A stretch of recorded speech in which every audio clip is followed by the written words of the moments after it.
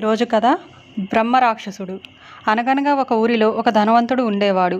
అతనికి కొన్ని వేల ఎకరాల భూమి ఉండేది. అయితే అతను పరమ పిసినుగొట్టు. పిల్లికి కూడా బిచ్చం వేసేవాడు కాదు. అలాంటి వాడు కింద ఎవరు పని చేస్తారు? ఎవరైనా కొత్త వాళ్ళు పని కోసం వచ్చి ఓ 10 రోజులు ఉండి పారిపోయేవాళ్ళు. అలాంటప్పుడు వ్యవసాయం ఎలా సాగుతుంది? పొలం ఎలా పండుతుంది? అన్ని వేల ఎకరాల భూమి బీడు భూమి అయిపోయాయి. అయినా సరే పని వాళ్ళని సరిగ్గా చూసిన పాపాన పోలేదు. కానీ పొలాలు పాడైనందుకు బాధపడేవాడు. ఇలా ఉండగా ఒకరోజు అతని ఇంటికి ఒక సన్యాసి వచ్చాడు. ఆ సన్యాసికి తన బాధంతా చెప్పుకున్నాడు. అదంతా విని ఆ సన్యాసి బాధపడి ఒక మంత్రాన్ని ఉపదేశించాడు. ఆ ధనవంతుడు సన్యాసి చెప్పినట్లుగా ఆ మంత్రం 108 సార్లు జపించగానే ఒక బ్రహ్మరాక్షసుడు ప్రత్యక్షమై నీకు ఏమి కావాలని అడిగాడు. నాకు పని చేసి పెట్టాలి అని ఆ భాగ్యవంతుడు అన్నాడు. సరే చేస్తాను అని అన్నాడు ఆ బ్రహ్మరాక్షసుడు. నేను దమ్మిడి కూడా ఇచ్చుకోలేను అన్నాడు పిసినుగొట్టు. పర్వాలేదు అన్నాడు బ్రహ్మరాక్షసుడు. ఊరికే పని చేసి పెట్టేవాడు దొరికినందుకు భాగ్యవంతుడు సంతోషించి పొలమంతా దున్నిరమ్మని బ్రహ్మరాక్షసుడికి చెప్పాడు. ఆ పని చెప్పి పని అంతా అయ్యేలోపు భోజనం చేసి వద్దామని కాలు కడుక్కోవడానికి వెళ్ళాడు పిసినారి. అతడు కాలు కడుక్కోవటానికి చెంబుతో నీళ్లు తీసుకునేలోపు బ్రహ్మరాక్షసుడు వచ్చి పొలం దున్నేశాను అని అన్నాడు. అంతా దున్నావా అన్నాడు భాగ్యవంతుడు. అంతా దున్నాను అన్నాడు రాక్షసుడు. ఆ కాస్త పొలం దున్నటానికి ఇంతసేపు పట్టిందా అని అన్నాడు పిసినారి రాక్షసుడిని దబాయిస్తూ. ఏదో చేశాను, తర్వాత ఏం చేయాలి అన్నాడు రాక్షసుడు. పొలానికంతా నీళ్లు పెట్టి దమ్ము చేసి తొందరగా రావాలి అన్నాడు పిసినారి మేకపోతు గాంభీర్యంతో.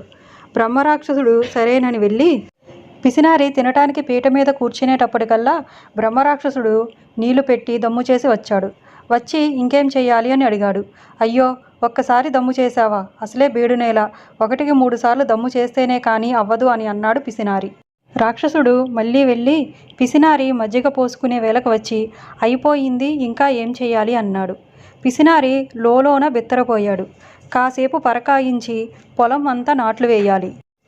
ఆదమరచి పడుకునేవు, నేను వచ్చి చూస్తాను అన్నాడు. బ్రహ్మరాక్షసుడు వెళ్ళి అతడు అన్నం తిని చేతులు కడుక్కునే వేళకు వచ్చి నాటైపోయింది, ఇంకా ఏం చెయ్యాలి అన్నాడు. నిజంగా నాటేసి వచ్చావా అని అడిగి తను పొలం పోయి చూశాడు. పొలమంతటా మొక్కలు ఉన్నాయి. దానితో పిసినారికి గుండెదడ మొదలయ్యింది. ఇప్పుడు ఏ పని చేయించాలో అర్థం కాక తల గోక్కుంటూ ఎరువు కూడా చల్లిరా అన్నాడు పిసినారి. సరే అని బ్రహ్మరాక్షసుడు వెళ్ళాడు.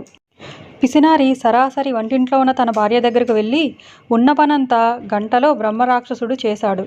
వాడికి ఇంకా ఏ పని చూపించాలి? చూపించకపోతే నన్ను మింగేస్తాడు అని చెప్పాడు. దానికి భార్య దిగులెందుకు, వాడిని ఒకసారి ఇక్కడికి పంపించండి అంది. మరో 5 నిమిషాలకు బ్రహ్మరాక్షసుడు వచ్చి అతని ఎదురుగా నిలబడ్డాడు. పిసినారి అతన్ని భార్య దగ్గరకు పంపించాడు. ఇంట్లో పనులన్నీ చేయించుకున్న తర్వాత పిసినారి భార్య తలలో నుంచి మెలికలు తిరిగి ఉన్న ఒక వెంట్రుక తీసి దీని వంకర తీసి సాపు చేసి తీసుకురమ్మని చెప్పింది. ఆ వెంట్రుక పట్టుకుని బ్రహ్మరాక్షసుడు దొడ్లోకి వెళ్ళి సరిచేయటానికి ప్రయత్నించాడు. రోజులు గడిచాయి, వారాలు గడిచాయి, మాసాలు గడిచాయి. ప్రయత్నిస్తూనే ఉన్నాడు.